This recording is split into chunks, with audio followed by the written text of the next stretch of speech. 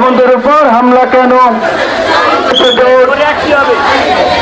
দাড়ি পাল্লায় দেবে ভোট,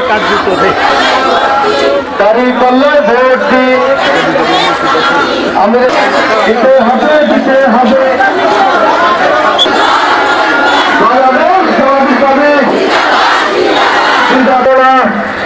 মানি না, মানব না। ইমরান ভাই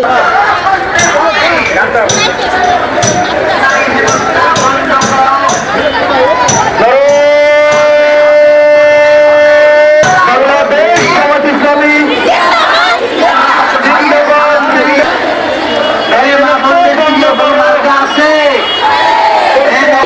জোরে জোরে সুরে সুরে সুর মিলে সবার সেরা মা বোনেদের পারনা চাই সকলে নারায় তাকে। বাংলাদেশ জামাত ইসলামী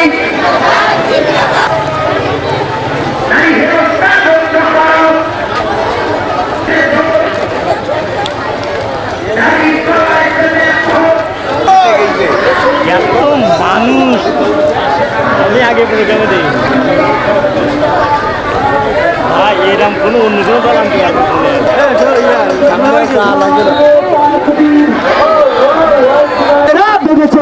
দাড়ি পাল্লায় দেবে ভোট, দাড়ি পাল্লায় দেবে ভোট। ইসলামী নারীদের হেনস্থা করার প্রতিবাদে বাংলাদেশ সদর প্রেস ক্লাব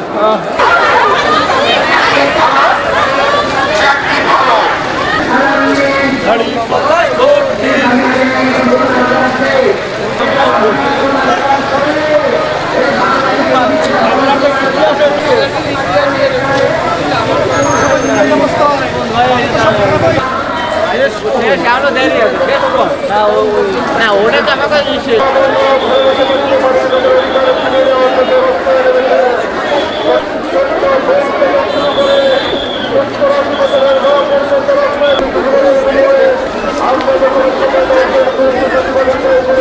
মতামত প্রকাশের জন্য তারা নির্বিঘ্নে ভোট দিতে আসতে পারে এবং শুরু থেকে শেষ পর্যন্ত যেন আমরা আমাদের পরিবেশটা সুন্দর পাই, এটাই হচ্ছে প্রশাসনের কাছে আমাদের বিশেষ বার্তা আমরা দিতে চাই। ইসলামের নারীরা হলো সমাজের মেরুদণ্ড, একথা সবাইকে মনে রাখতে হবে। তো আমরা নারী, আমরা যেমন ঘর সামলাতে পারি, আমরা বাড়ি সামলাতেও পারি। আগামী সংসদ নির্বাচনে 12ই ফেব্রুয়ারি আমরা সংসদ নির্বাচনে নির্বিঘ্নে সারাদিন নিজের মতামত প্রকাশের মাধ্যমে আমরা সত্য ন্যায় ইনসাফের প্রতীক দাঁড়িপাল্লাকে বিজয়ী করব ইনশাআল্লাহ। আমাদের আজকের যে আমরা বাগেরহাটে প্রথম নারী বিক্ষোভ মিছিল হলো এবং আমাদেরকে বাধ্য করা হয়েছে এই বিক্ষোভ মিছিলে নামার জন্য।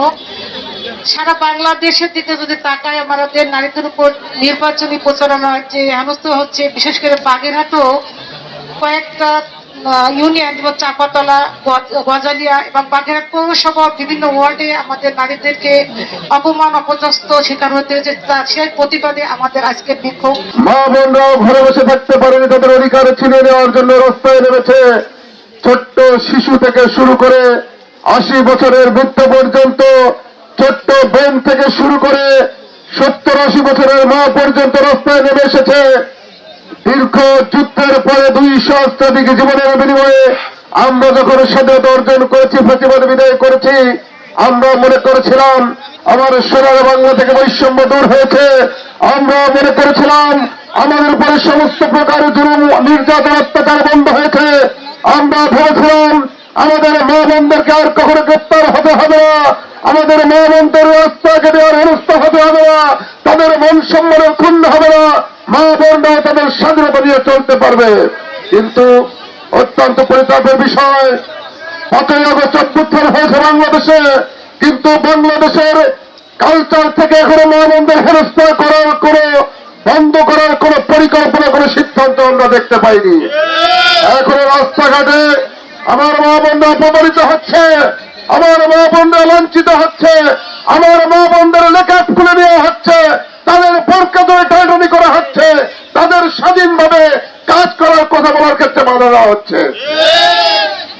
আজকে আমরা আমাদের রাজনৈতিক জায়গা থেকে বলছি, সাধারণ জনগণ ফুসে উঠেছে। মা বোনেরা তাদের এই অন্যায়, অত্যাচার, অবিচার সমস্ত বাংলাদেশের রাস্তায় নেমে এসেছে। আমরা বলতে চাই সরকারকে, আপনার প্রশাসনকে খুব দ্রুত আপনি সিদ্ধান্ত দিয়ে দিন। তাদেরকে বলুন, সারা বাংলাদেশে তারা হেনস্থা করছে আমার মা বোনদেরকে, তাদেরকে অতি দ্রুত গ্রেপ্তার করে আইনের আওতায় নিয়ে শাস্তির ব্যবস্থা করতে হবে।